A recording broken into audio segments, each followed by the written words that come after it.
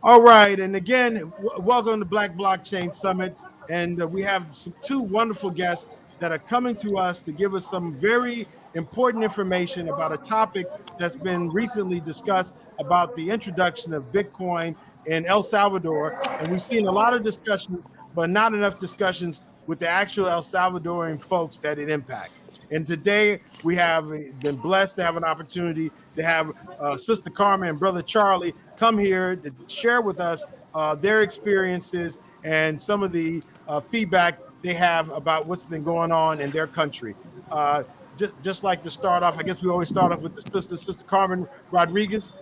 Could you just introduce yourself to the folks and let them know a little bit about yourself, and then we can get into it. And Brother Charlie Hernandez, you can do the same.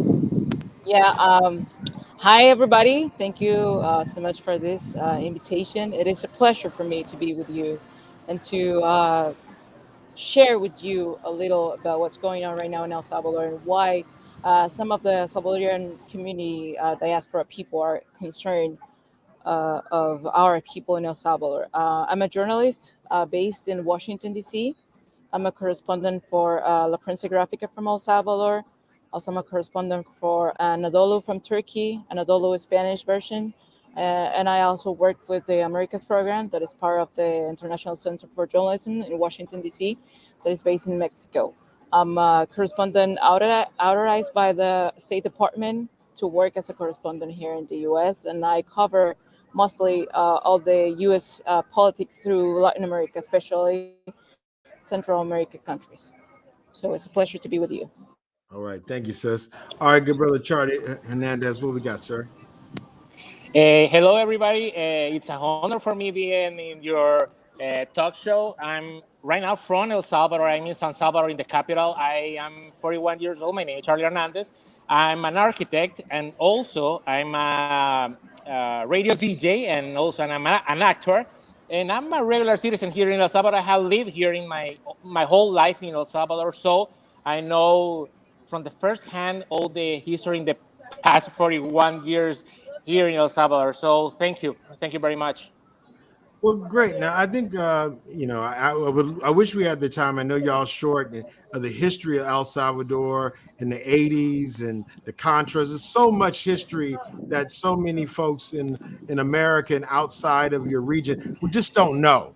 They just don't know about what's going on. But let's kind of, for the sake of time, talk about what's happened recently with the introduction of Bitcoin. Can you talk about what the system was before? Because a lot of people don't understand the dollarization, and then from there talk about what you see now. Brother Charlie, what was the system that you guys were using before they talked about this introduction of Bitcoin? Before we have bitcoins, we have already dollars. You know, El Salvador, we have like 20 years, right, Carmen, in Yeah, 2001.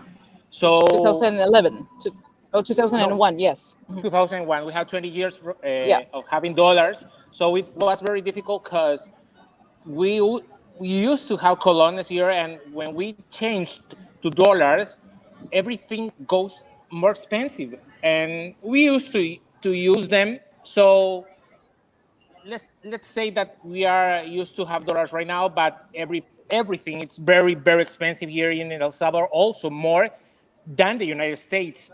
Like the basic things like your grains, your fruit, your things that you have to eat are very expensive here. If you want to go to a restaurant here, you're gonna spend for for example, $20 per each. But the minimum salary here in El Salvador is $365. So it's very difficult for us to go outside and do something for fun because you're in the United States, you win like $11 or $12 per hour. We win that per day. So it's very difficult for us. The, the life is very expensive here. So now with the Bitcoin, it's going to be more difficult because a lot of the people here in El Salvador, like the 80% of the people, doesn't understand how to use a bank account, for example, because the people is very poor, and they are outside of the main cities. Like there are like three here in the country. It's a very small country. For example, is the half of the territory of Florida, for example. It's a very small country, but all these people doesn't know how to use a bank account, and the government is putting this Bitcoin, and how the people here in El Salvador are going to use Bitcoin if they don't know how to use a bank account. It's very complex, the problem we are going to have here. Also, that if you're going to receive your salary in Bitcoin, for example, if you have $365 is the minimum salary one day, you know the Bitcoin is very unstable the next day because it can drop. And for example, you have the next day $300, but where are your $65? You have the past day, so you have to eat, you have to pay your bills, and it's very hard for us here. The using this Bitcoin. It's a long story here, and I don't think you can use the Bitcoin for these kind of things, the things you're gonna pay daily. You can use Bitcoins for other things. You can use it for big things or for millionaire people that are going to have it for a long term, but no for daily payments. It's very difficult for us. Okay, now, thank you, Brother Charles. Sister Carmen, I think along those lines, you talked about some of the ways that folks even heard about this new change, and how it wasn't actually something that came from the ground up, but more like the top down, and people didn't even know it was about to happen. Can you talk about how you found out about the change, Carmen, with the Bitcoin, and and what impact that has? Yeah, in order to get to that point, I wanted to show you a picture of who our president is. We have a type Trump president in El Salvador, in a poor country. Uh, he has been spreading misinformation the last 2 years. He has been spreading attacks on journalists and medias that are criticize his politics or his plans, but at the end, he has not plans for anything. And you can like you see Trump, you see Nayib Bukele is his name. Um, he came outside and was like, all these critics is because these people hate me. All these critics is because these people don't love me or they don't like me. And it's not that simple. We knew this here in the U.S. So Bukele has talked about a lot of promises, and around the last week of August this year, there was a huge thing on social media because we knew on social media on a Twitter on the Twitter of one of these Bitcoiners. I don't remember his name. Do you remember, Charlie, his name? Jason or Jack something. It's a Bitcoiner, a famous Bitcoiner here. So he posted on his Twitter that he was attending a Bitcoin conference.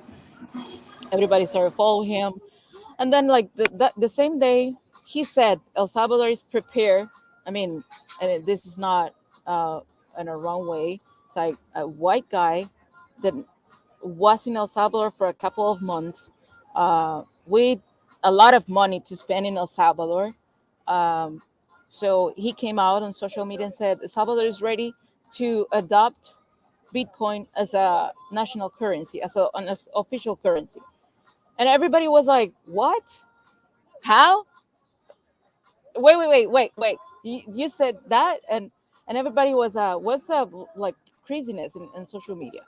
So then after he said that, the President Bukele appeared on a big screen on the conference, talking about everything is ready to approve a Bitcoin law that will take to El Salvador to a different level of economy.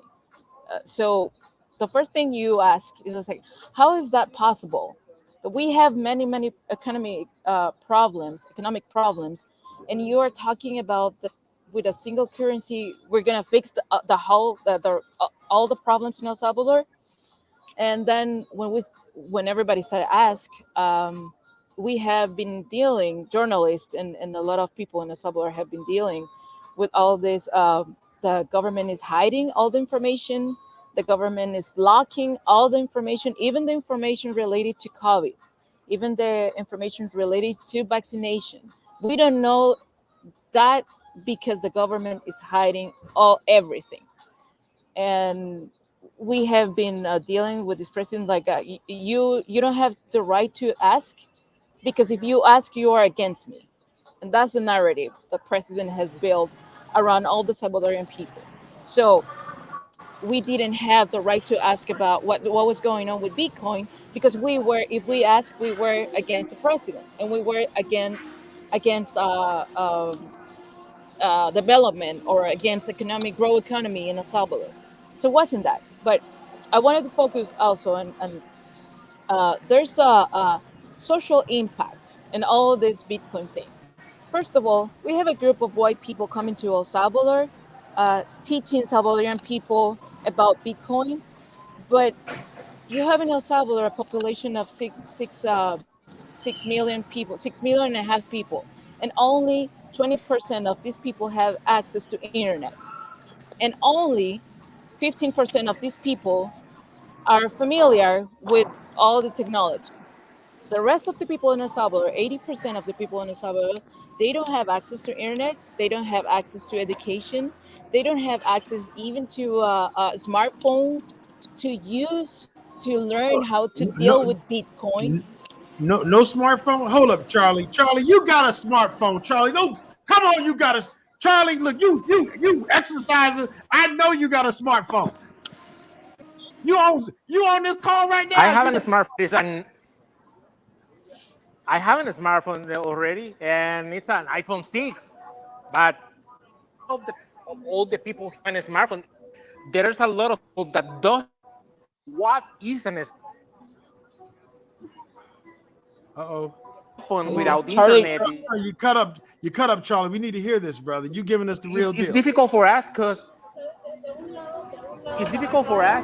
a lot of people doesn't know how to use electronic bank, in the internet with their computer, with all these things. And you say, how all these people are going to use a wallet for Bitcoin trades if they can use a computer? It is very complex for us. And Carmen was right about this thing. And the problem is that Bukele buy like $25 million in Bitcoins the past week in $52,000. And this week is like uh, from less than $41,000. So we have lost like $11 million just this week investing in Bitcoin. So for us, it's like a loss. But he's playing. He's gonna play with his money, but he's playing with our money. So it's very complex for us. he's playing. The president is playing with the money's people. The president is buying bitcoins with the taxes, the money from the taxes, the taxation. He's cutting budget on education, and he's cutting budget on healthcare to use it to buy Bitcoin. It's like, and we have El Salvador has this problem dealing with access to health system care the last 20 years. So you have a president that is cutting the small budget from health to put it on Bitcoin. And at the same time, you have a president who is hiding all this information, because we have known about this because of journalists, because of investigation of journalists, not because of the president. So the critics are not against Bitcoin. The critics are against the way how the government, the Salvadorian government, is doing the implementation of Bitcoin as an official currency in a poor country. So And so what would you say would be a way that something like, since you already are starting off with the dollar, like some people were concerned that you had your own sovereign currency. But right now, if you're using the US dollar, that's controlled by the Reserve Bank, which is literally a private entity in itself. So there are people who are leftists who are in the United States that don't trust the US dollar and they don't trust the US government either. So I'm just saying there's people who think that the United States government is just looking out for wealthy people with the USD. Like when we have problems with our economy, they always bail out banks, but they don't bail out people. So there's people who also are skeptical of the US dollar. What would you say to, and this is either one of you, what could have been done differently, if at all? Now, look, and this is again, I'm not trying to get y'all to say to support Bitcoin or anything. I'm just saying for the betterment of your country, betterment of your community, if they want to introduce technology, what would have been a better way to introduce this technology, if at all, Um, I, so that I, the people. I want to answer that first, Okay, and yes, ma'am. I'm gonna give you back a question. What will you have done if if you have a president who tried to implement a new currency, a digital currency without information, and the president and his brothers, they have built Bitcoin system as a private company managed by them, not by Salvadorian people. That's the point. I mean, how can we trust in these people? It's the same system at the end of the day. It's the same as dollar, but the dollar is property of the national bank here in the U.S. Bitcoin in El Salvador is property of the president and his brother. So how can we trust in this system? Yeah, I think, and this is the unfortunate, in America, most Americans don't know where none of their money is. If you even ask most Americans how much money does the government have, they don't know because they print the money. So I think Americans, I've been to over 60 countries. People who are from countries the size of yours, like 6 million, 9 million, 12 million, oftentimes y'all know more about what your government does than most Americans. Most Americans are really ignorant. If you ask them how much money do we spend on education, most Americans don't know. If you ask them, most Americans, how is a dollar made? They wouldn't know how a dollar made. You ask most Americans, where's El Salvador? They don't know where El Salvador is. So my point is, I think really your people are probably more sophisticated about world affairs because world affairs impact the people in ways that sometimes Americans are kind of so in a bubble that they're not looking outside. So I think what your point though is well made. Everybody who's a citizen that pays taxes should know what's going on with their government. So full stop. I get your point on that. I think I'm trying to get to the question of like it seems like if there could have been a better way of presenting it, but it seems like there was a small group of people who were trying to figure out how to make money for themselves and make it look like it was something good for the people. Like I'm picking up what y'all putting down. Like literally, if this was so good for the people, why weren't the people involved from day one? Like if it's so good, why weren't more of the like community? Did they have people like from like the universities involved? Like, was anybody involved? Is only the president, his brothers, and the Bitcoiners from the US, the white Bitcoiners. So that is not inclusion. That That's is not. not for the people. That's not That for. is not for our communities. That is not for our development. That is only for a small group of people that wants to do more money with with money that is not of is not their money. So Right. we And cannot I think that's a about good point. And inclusion. I think that was a good point you even said. It's actually the taxpayer money. And again, we could talk about, should people be taxed or not, but it's taxpayer money that they get to use and manipulate and purchase. And they didn't even get consent or discuss or engage the community. And they literally are trying to say it's for the community, which in Yeah. itself is sorry about that, Charlie, in itself is a problem because if it's really going to be for the community, you would have got the community involved. And Charlie, since you in the community today, as we speak, I apologize for not keeping my connection with you. We were just talking about, is there a way where they could have done this differently that would at least made you believe at least a little bit more that it was really about the people? Because I'm clear the way they did it, it was about a handful of people taking advantage of their power. But again, that's I don't want to impose that. But tell me, was there a way that they could have done this differently, or or no? What do you? Absolutely. There's a good way of doing the things. You can do it well. The problem is that we are passing for a very hard situation right now because we are a pandemic, a pandemic situation due to COVID. So from the past year to now, he have stolen more than $5 billion in everything, in any excuse.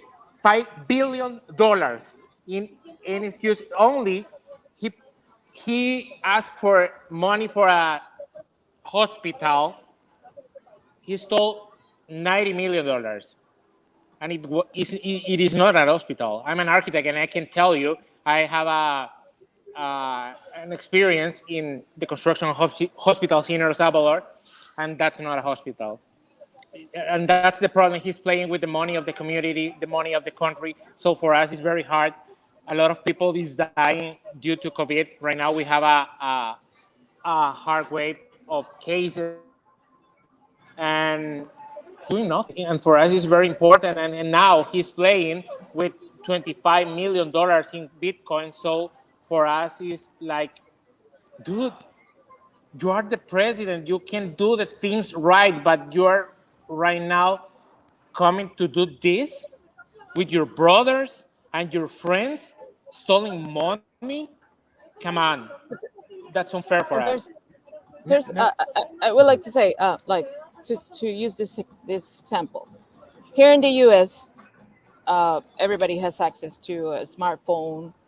You can go if you have a credit card, you can go and buy it. If you have the cash, you can go and buy it. Uh, Everywhere you can connect to internet. We use our phone to do everything, to pay on the supermarket, to put an order on a supermarket from internet, from our phone, from our computer. But that is not the story in El Salvador. I mean, and in El Salvador, it is difficult just to use your bank account on the computer because there's no app uh, uh, uh, related to use it on a smartphone. So we have everything here, and we have here on our hand everything. We can do everything and pay whatever we want to pay, but that's not the story in El Salvador. And the difference is also there's another different. Like here, if I want to put $50 in Bitcoin, I can do it because I can work tomorrow and I'm gonna get this $50. I know that I will get the $50 because I will work, but that's Do not the you story in El Salvador. do y'all have mobile money? Like I've done projects and work in Zimbabwe and in Kenya. They have literally like money that you can use to buy things with your phone, with credits, basically. Even a basic phone, not a smartphone, a basic phone. You can send people like you can send people airtime. Like you want somebody to load up their phone and data and give somebody data. Can you do that in El Salvador? I think you only have PayPal, right, Charlie? Sure, you're on It's frozen. I'm here, but I can hear you very well. okay, I'm Can sorry. you please Do you repeat the question, do you please? have mobile money like in Africa in different countries like Kenya and Zimbabwe where you have poverty, but you also have a educated class. They have what they call mobile money. So you know how like you top up your phone with data, somebody sends you data, they can send you money using the telcos, the telco company. So you can buy things using the telcos. Do you have that? Like when you need to get data for your phone, how do you get it? You go and buy in the store a card with a code, and you put it on your phone. Or if you have the uh, prepaid, You paid monthly. You can buy internet, but you need to go to a store to buy it. Everybody got to go. You can't do it online. You can't do like you can't add credit to it. Can you Somebody do can't it? send you. Can you do it, Charlie? Now? All right. What? What do you want to do with your phone? Buy some No, plan que for si, something or what? let me say it in You Spanish can you can to have get. you can have a plan No, on. que si puedes comprar internet desde el teléfono. If you can buy, Yeah, sure, you can do it. you can How? do it from phone to phone. Spend your you spend your data. You can ask for the company to buy you Oh, to to share sell you. that Sorry, yeah, to share. Yeah, and you can buy more. It's not a problem here. So but Puedes like comprar I más was internet si se te acaban los datos. That's the question.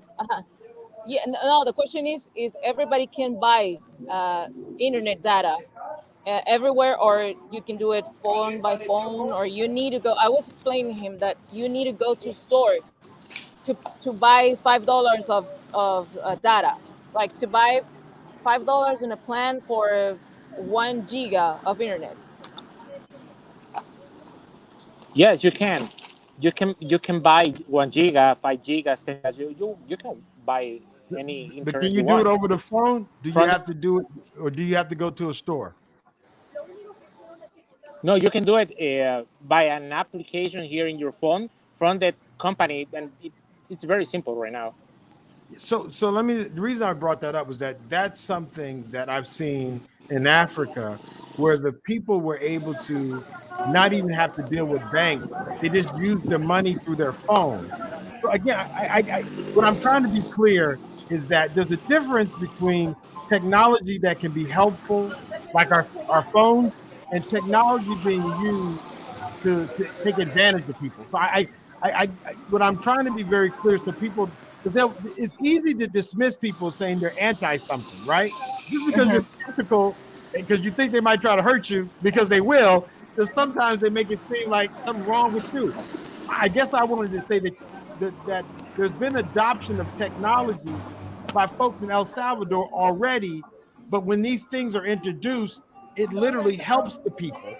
But what's going on now wasn't even introduced in a way that helps the people, but it was introduced in a way for a handful of people to take advantage of something new under the guise of being helpful. So I think I just want to say this with Bitcoin, when when they move that money, you can track what they're doing as a government easier than the US dollar. It's But harder for them to hide. If they start moving stuff in Bitcoin, everybody, not I don't care who you can go and see every transaction that's ever been made on the Bitcoin blockchain since the very first Genesis block. So if they start moving Bitcoin and you know what their account is, you can actually track where the money's going. I just wanted to FYI that as far as even as a journalist, there's things that you can do to follow the money that they've used now that they have Bitcoin. I just wanted to say that out loud. the thing is, okay, I would like to say two things. First of all, the thing is the government is controlling the app to use Bitcoin, their app. So, and for now, it is hard to use a different app or an app from here, for example. Uh, they only have one app that is Chivo app, is the app that the government, the president's brother created to use it. So at the beginning, he offered $30 to every Salvadorian people to download the app and to use that money. But when you do that, you realize that the $30 you cannot move to a different wallet. You No, need to, yeah, that's the lock. So that's the thing. It has I give you $30, you can do with $30 whatever you want to do with them. But if I tell you you only can use it to buy from me, that is not fair, and that is not inclusion. wow. Listen, the one thing about this technology, once somebody sends you Bitcoin and you have your own private keys, you can control it better than the US dollar in a way. Like when my wife lives in the Dominican, it was in the Dominican Republic. I was in Zimbabwe. I literally sent my wife Bitcoin from Zimbabwe. I'm talking about Zimbabwe. It was like 4:30 in the morning in Zimbabwe, and it was about 10 o'clock at night in the Dominican Republic, like thousands of miles away. I didn't have to worry about an ATM. I didn't have to go to a bank. I was literally able to send my wife Bitcoin almost instantly using Bitcoin in a Bitcoin wallet. I would only say this, and I think you've really made the point about how powerful people can exploit technology to keep on it colonizing and exploiting us. I just want to also say that the technology to make a wallet is not as difficult as they try to make it, and that in real ways, this software is what it is. You don't have to be rich to actually make the software. The code Mhm. is literally open source. Like it's not like Microsoft, where Microsoft covers up what they do. The actual Bitcoin blockchain is open source. Everybody can see it. That's why you see so many people coming up with different coins. Everybody takes what they see in Bitcoin, they change a little bit here and there.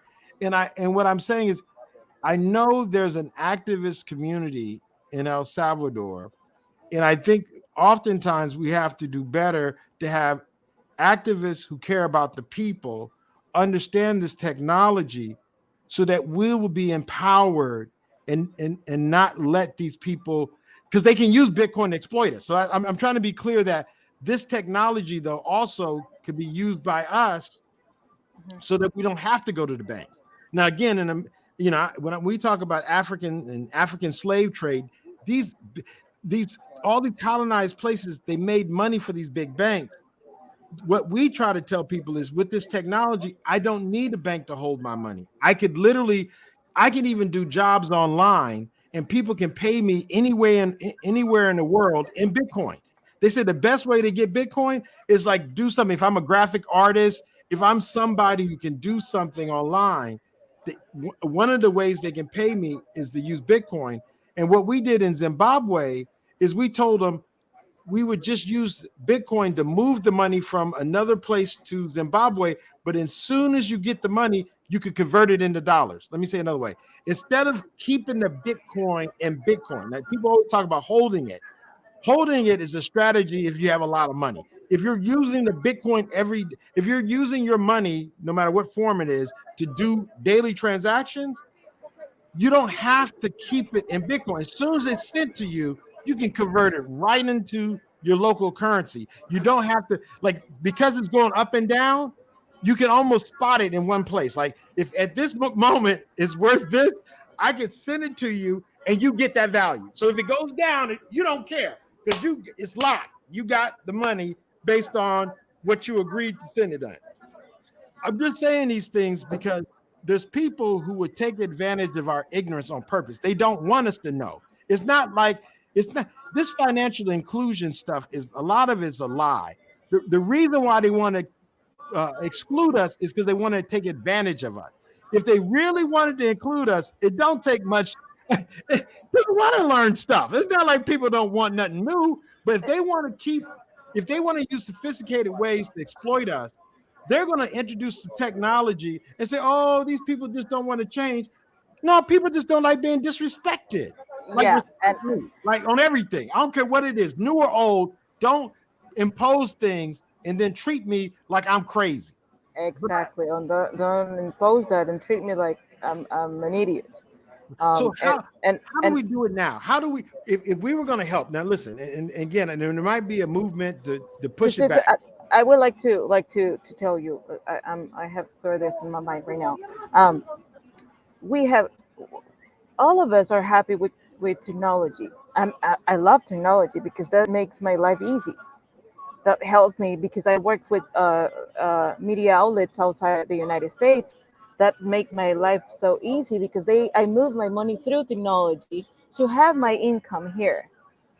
But when you have in a country like El Salvador, poor, with only 80% of the population, with only 20% of the population with access to internet, and you have a government that using uh, institution from the government create a private company to move Bitcoin in the country and use the government to approve a law that is going to help only your people, your small circle. That is not inclusion. Yeah, And besides that, you are using the money from the taxpayer yeah. I think to play I, with that money. I think the point you're making is the part about just being transparent and fair. But when you brought up being a journalist, and I'm just going to say this on technology, there was a time if you wanted to really be a journalist, there were just a few newspapers, and those few newspapers were controlled by Europeans, controlled by men, and literally, unless you did what they told you, you couldn't get access to people. Now we have technology where literally we can tell our story. Now they may still control so much of the airwaves, but now even us getting together now, like just imagine when they were coming to try to colonize us, if we all had something like this where we could communicate and say, don't let Columbus off the boat. He's a devil. Don't let him come. Like if we had communications to help each other, we could have prevented these folks from colonizing us. I guess my point is, just like in journalism, this technology has allowed more of us to have our voices heard globally. The understanding that people try to say about Bitcoin is that no longer do you have to go to banks in order to move your money. You could move it because it's yours. The bank doesn't do anything but keep you from it, tell you it's closed, ask you for your ID, tell you got to do this, this, and that. And if you don't, it's closed. Or they might even, in some countries, the banks take your money, like straight up. No more money. It's gone. So some people make the argument that if I get to hold my own value or gold or whatever and I keep it and the government can't take it from me because I secured it offline, you can't even take it from me anymore. Like you could take my dollar. Some people make that the point that that's why there's none of this is perfect. All this is the dollar's controlled by private people. The technology, if in the wrong hands, can be controlled. I think at this point, and again, if the people don't want it, I get it. But I do also want to be very clear. There's some opportunities that we can use this technology to help ourselves. That does not it does not mean that people with power shouldn't exploit us. Like at the end of the day, the point you made about who's creating these wallets, my only response is that you could actually make your own wallet, and we could have a freedom wallet. And I'm trying to get that. No, no, no. It's your country. Y'all need to do what the hell y'all want to do. That's on everything. If y'all say damn Bitcoin, I'm damn Bitcoin with you because it's your country. That's just full stop. I'm But just speaking to there's ways that you can also use this technology to be helpful to us. you mentioned one important thing, and then I'm gonna give Charlie the word. Um, you said in the apps that you use to move money in Zimbabwe and to your wife, you have the key. The thing is, in El Salvador, the government has the key. You give your money to buy Bitcoin to the government of El Salvador, and the government of El Salvador owns your money. That's the point. And that's the thing, the main thing. I mean, No you are way. giving them your No, money hold on. I gotta and take you my lose glass. the Hold on, right. I gotta take my glasses off. You're telling me your private keys are held by the government? The problem is Yes, it that is. the problem is not Bitcoin here. Bitcoin has exists for many years, and it's a good uh, option to do things beside the banks, because we know the banks have a lot of commission on things. They charge you a lot of things, and you don't want that. Okay, and then comes Bitcoin, and it's okay. The problem is that the government is it's doing that. You must use the government wallet. It's called Chivo wallet, and the problem is if you get the Chivo wallet, you are giving the permission without do it of have access to all your contacts in your phone, and also you can open your microphone to the government, and they have the keys of all accounts.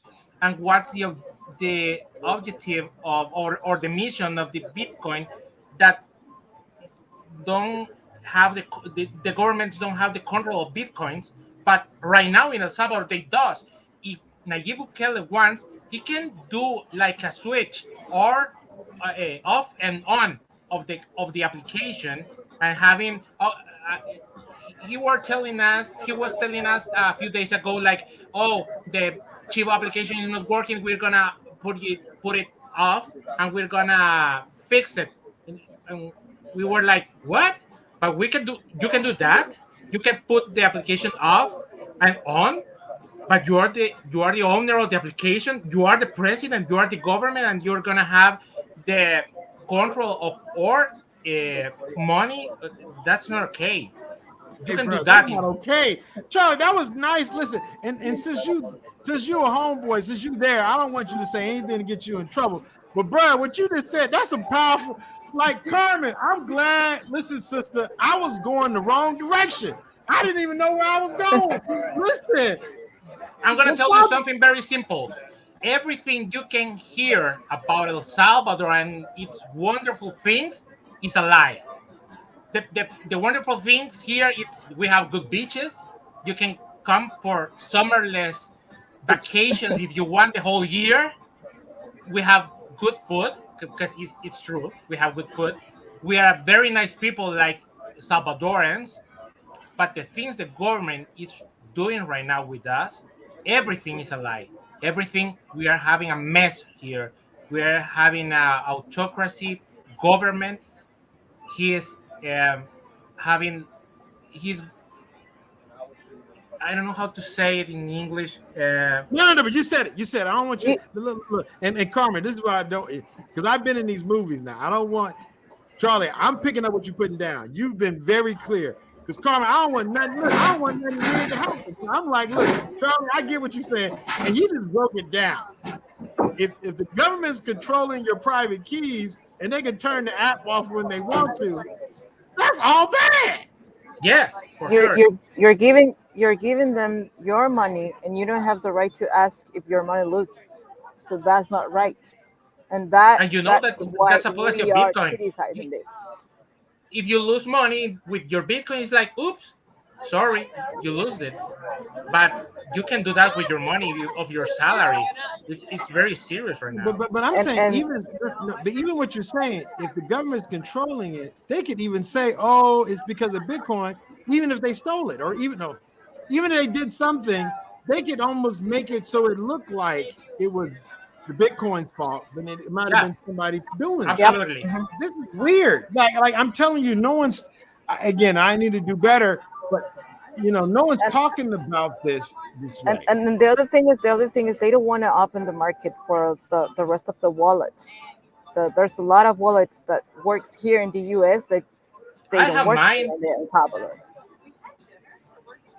Yeah, now again, like my company has a wallet called Bill Mari. We make a wallet, and we allowed folks to use it, and then we had a contract to use it in Zimbabwe, but then when they had to change the government, they said they no longer. We were doing it for remittances. We allowed people to send money. Like in Africa, it was like 20% to send money from the United States to Zimbabwe. 20%. I mean, the craziest fees in Western Union. MoneyGram was making all the money because they had like a duopoly. The only two people that can allow you to send money in Zimbabwe for a long time was just Western Union, MoneyGram. Then now it's been more, but literally they were using There's it to. another there's another story. There's another story. But The I thing want is to ask like you something, bro. I want to ask you something. If you have just $100 this month to live, are you gonna put it in a Bitcoin account, knowing that maybe tomorrow you're gonna have $50? Now, let me say the difference.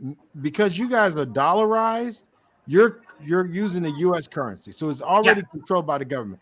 If you were using a local currency, like in Malawi, they call it the kwacha. In Botswana, they call it the pula. Most people don't want to hold their money; they rather have the USD. Like if you go to any country, like in Africa, and you ask them what money would you want to hold your salary in your local money or would you want USD? They always say, "Give me USD." Now, USD is not their money, but because they know the power of the U.S. government, they say, "Give me the USD." My only point to you is, I think there's pros and cons because you guys are using the USD, which its value is so high, it makes things expensive, but it's the international currency. If y'all still were using the cologne, you might say, I might not want the cologne. Like the cologne might be too funny because the government manipulates the cologne. You know what I'm saying? If they want to print some more colognes, they'll just print a bunch of colognes, and then your cologne ain't worth nothing. So what I'm saying is, I definitely get what your point is about the dollar being stable. But let's be clear, they be printing dollars like they don't even know how many dollars in the world. Like if you ever ask the U.S. government, literally, how many right now dollars are there in the world? They would be like, I don't know. But I get your point, Sister Carmen. Oh, yeah. I just wanted to say this. The thing is, you have a government. We have a government that is hiding all the information, and you don't have the right to ask because they don't like to be asked. And you give your money to this government, to this group. It's not neither the government. It's the president and his brothers. It's a small group. It's a family. Yeah, it's a family. So you're giving them your money. You don't have the right to ask. You don't have the right to know what they're doing with your money. They control your money. They don't give you the information you need to put your money in the Bitcoin.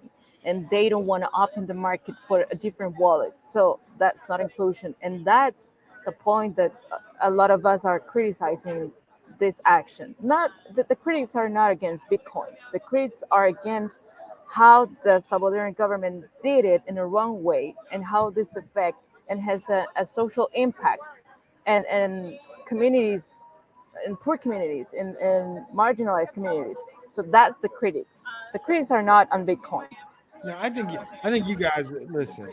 I think you guys have been very clear about how governments manipulate us using the USD, using Bitcoin. They can use if they're not really trying to help us, they can use technology or no technology to exploit us. And I think if we were going to wrap it up, because I know y'all both busy and got to go, what do we tell the Black blockchain community globally? What can they do to be good allies and supportive of, of y'all as brothers and sisters in El Salvador? What can we do to be better? Like, we got to stop being divided. And how can we be supportive? I know it's your country, so we're not asking anybody to do anything to your country. But how could we amplify your voices? How could we be supportive? We need we need to put all this information that we share with you everywhere because we need the truth come out. We need everybody knows that we are not against Bitcoin. We love technology. We want to have technology. We want to live with technology, but we need inclusion. We need access to internet for our people. We need education for our people. So for me as a journalist, the most important thing is we need to have or to put everywhere this information because there's a lot of information around what's going on in El Salvador with Bitcoin right now. There's only the information that the government wants to be out there, and there's information like we're sharing with you right now. It's small. It's almost none. It's the tip of the iceberg. Tip of the iceberg. Well, brother Charlie, go ahead. You and your iceberg. Now, look, I've never seen a real iceberg, but look, if it's the tip of the iceberg, Charlie, I want you to give us the rest of the iceberg and close it out. You got the last word, Charlie. I'm gonna cover my mouth. First of all, pray for us because our country needs it. And after that, I think what we need, like Salvadoran people, there are a lot of people here that we are very intelligent, so we are good people. We just want to live in peace.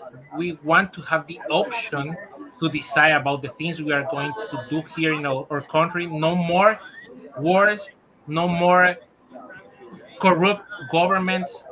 We are tired about that. I have lived here, like I told you, 41 years, and I'm very sad to see my country like this. That we don't have a break We never had a break about all these things. We want all the people outside in the United States. Hey, you live in a great country. You don't have our problems. Maybe the problems you have are the option if you want to get vaccinated or not. We have more problems than that. That's very simple for us.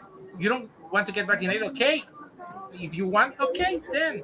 But we have bigger problems here.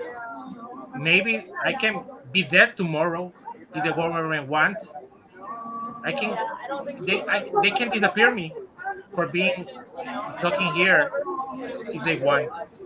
So uh, I I want you, everybody outside of the United States that is looking this talk show, to tell every Salvadorian, every people in their communities, in your communities, that we need to have an option like Salvadorians to be free to can decide what we are going to do with our country because we want to be in peace. We are not problematic people like they maybe know about Salvadorians outside in the United States. Like they say, hey, they are from a gang and they are from Latin America. No, I'm an architect. I can speak three languages and I can do a lot of things. And there's a lot of people smarter than me. So, Hold on, Charlie. uh, You said you speak three languages. What language yeah. do you speak? What languages do you Well, speak? I'm speaking in English. Puedo hablar en español. E parlo italiano anche. Posso Yeah, parlare look, in I italiano, ma barely per speak me... English. Look, bro, I Yeah. barely speak one language. So God bless you, man. All right, all Posso right. parlare And just italiano to anche per... and just to wrap up, I would like to say something that is for us, for people like Charlie and me, seriously, people like us that are trying to put all of this outside and to have our voices here. We are we've been threatened by the government. We are being threatened by people from the government, and that is not good. That is not right. So we need the help of our all of our sisters and brothers to have our voices be heard. So that's what we need. How can the people reach out to y'all? Do y'all have I I know a have Twitter. website? You got an email, Twitter. What can we do? How can they reach you? I am on Twitter as La Rodriguez as my last name. CJ. We can share with you. Yeah. Yeah, we can put them on Mhm. so I'm people can see. Charlie5480 in Twitter. I heard that. Say it one more 5480. time. Charlie Say it. 5480. 5480. 5480. Go ahead. Charlie5480 in Twitter, so you can follow me. I'm I I write in Spanish, but if you want something translated, I can do it. So that's the important thing to hear our voices because we are good people and we want a good country, and also we are not a, a menace for you in the United And States. We are great people. Yeah, and and look, we need support, and we need to Yeah. support people as Charlie that are in El Salvador right now because the government is targeting them. The government is trying to arrest them just because they are speaking about this. The government they don't want to have us to speaking out loud about what's going on there. So we need support in El no, Salvador. no, and I think that's something we don't see enough of.